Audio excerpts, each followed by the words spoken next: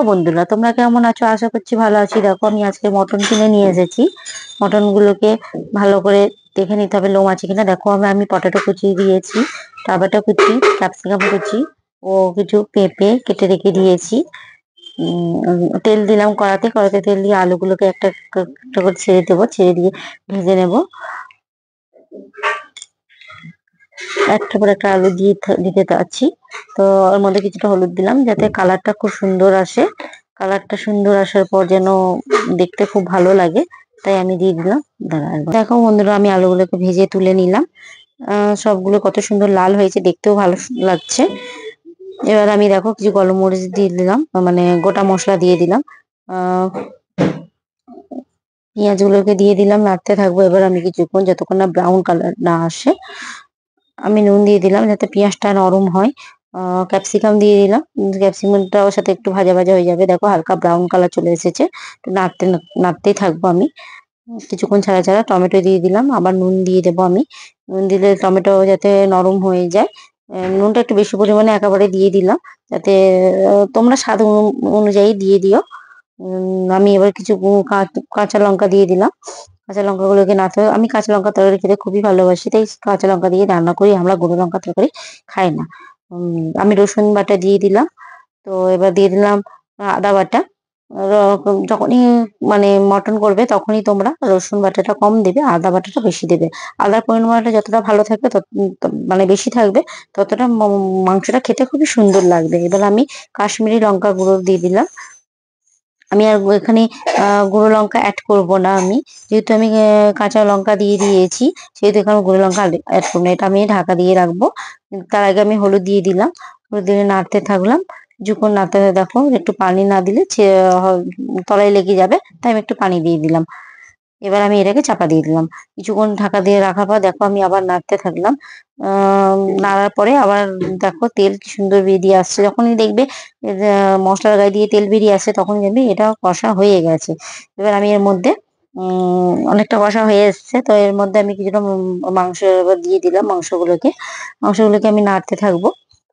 একটু ভালো করে কষে নিতে হবে, যাতে কাঁচা যে স্মেলটা ওটা চলে যায়। আর আদা রসুনের যে কাঁচা গন্ধটা, ওটা তো চলেই যাবে। ওটা না কিছুক্ষণ নাড়ার পর অটোমেটিকই চলে যাবে।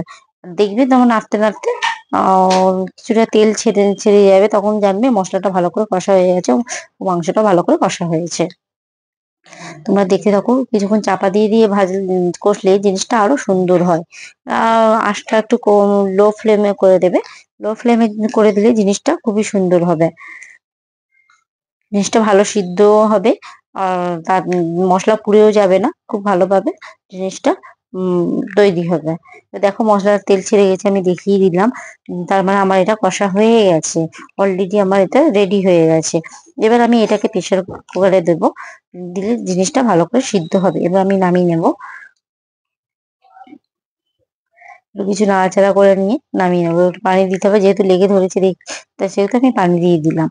এবার আমি জিনিসটাকে নামিয়ে নিলাম, নামিয়ে নিয়ে প্রেসারের মধ্যে দিয়ে দিলাম।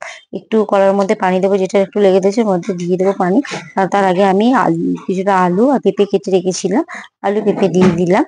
যাতে পেঁপেটা দেওয়ার কারণ হচ্ছে মাংসটা তাড়াতাড়ি সিদ্ধ হয়, যাতে ভালো।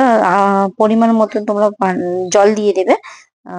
জল দিয়ে একটু নাড়াচাড়া করে নেবে।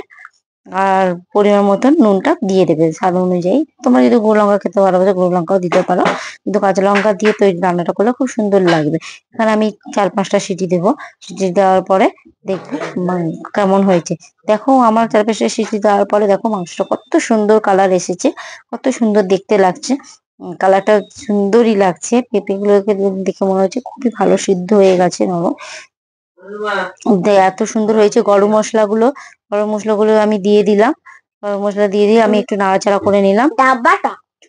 গরম মশলা দিয়ে দিয়ে আমি নাড়াচাড়া করে নিলাম। নাড়াচাড়া করার পরে দেখো কালারটা কত সুন্দর এসেছে। তোমরা দেখতে থাকো বন্ধুরা।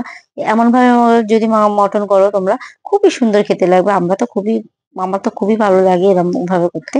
আমি এমন ভাবেই বানাই। তো দেখো প্রেসারের কুকারে দিলে কি হয়, জিনিসটা খুবই সুন্দর হয় ও বাচ্চারা খেতে পারবে তাড়াতাড়ি। আর কাঁচা লঙ্কা দিয়ে তৈরি করলে পেট খারাপ হবে না, খুব সুন্দর খেতে লাগবে। তোমরা দেখতে থাকো ভিডিওটা, কেউ স্কিপ করবে না। দেখো আমার ছেলেকে বললাম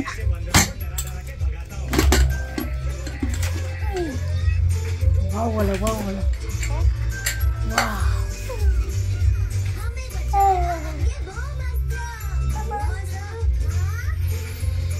तेल तेल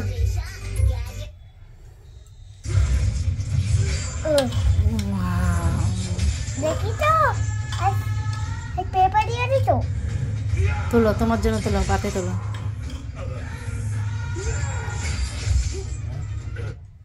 पाते लेकिन रवि की तरकारी कोई तो मुझे गुस्सा आता था। এটা তরকারি तो वो शहर से কি এটা ये सोचकर मैं बहुत और इसी तरह कुछ मेरी गीत है।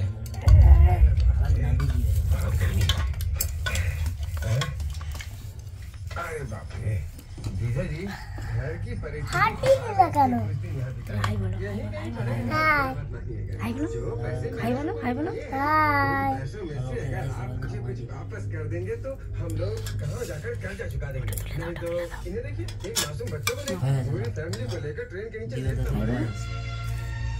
देखिए आपके पैसे में बाय। दे दूंगा। বাই বলো। Bye bye bye bye bye চলো খাও, একটু খেয়ে দেখো, একটু চাপ করে চেখে চেখে দেখো।